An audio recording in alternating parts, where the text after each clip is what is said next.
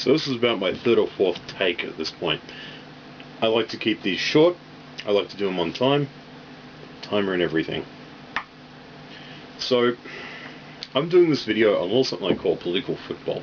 I had a friend who had a blog, and she was talking about the polarization of political opinions in the US. Good example, they have whole classes on it at some universities. Fair point.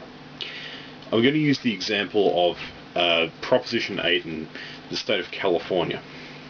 Now, I'm going to be sourcing little information. This is a Citizen's Rulebook. It's got a hell of a lot of good information with it. You get it anytime you order something at InfoWars. So, I'm going to read you out a little something out of the Bill of Rights. I'm going to show you why it's relevant. There's like more than 20 amendments to it. Okay, first of all, 10th Amendment to the Bill of Rights of the United States Constitution. The powers not delegated to the United States by the Constitution, nor prohibited to it by the states, are reserved to the states respectively, or to the people.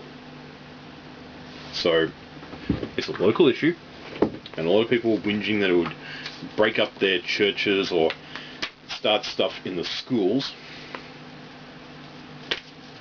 Here's the thing. Congress, this is from the first article of the Bill of Rights, Congress shall make no law respecting an establishment of religion. Oh yeah, those 501c3 forms that get sent out to the churches for their tax breaks, you don't have to fill them out. And they give them hell if they don't. Or prohibiting the free exercise thereof. So right there, any decision made in that state could not have affected any religions. It's in the Constitution. Or abridging the freedom of speech, which is what this is, or of the press, or the right of the people to peaceably assemble and to petition the government for a redress of grievances. 50 states in that country. 50. 50. One of them gets focused on. There's 49 other states not having this debate. Why did it get focused on? It's what's called political football. A political football is an issue. Not even an issue, it's a concern that some people have that gets put out in the media. It is not going to affect the majority of the country. It's the equivalent of a very long, very involved, easily debatable look at a cat stuck in a tree. It's going to get resolved somehow. And really, once it's resolved, your life will go on. Let's say you allow people to get state licenses. We're not saying religious. Like I said, that's illegal. The government can't touch religion. Religion can touch the government. That's not the point. The state licenses of marriage, which most secular couples get, go to gay people. They'd pay just as much tax, they'd be able to leave stuff in their will the same way we do, and they'd be happier serving in the military then. Believe me, I know all too many cases, I can tell them to you. So, what we've basically got is political football.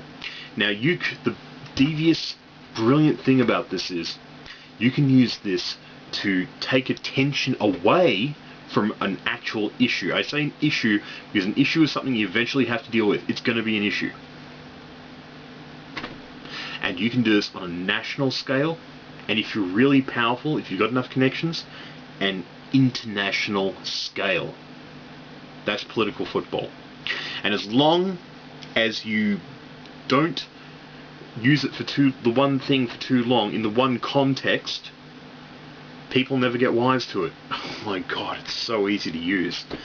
I mean, I'm an ex-salesman, and I know a couple of debaters.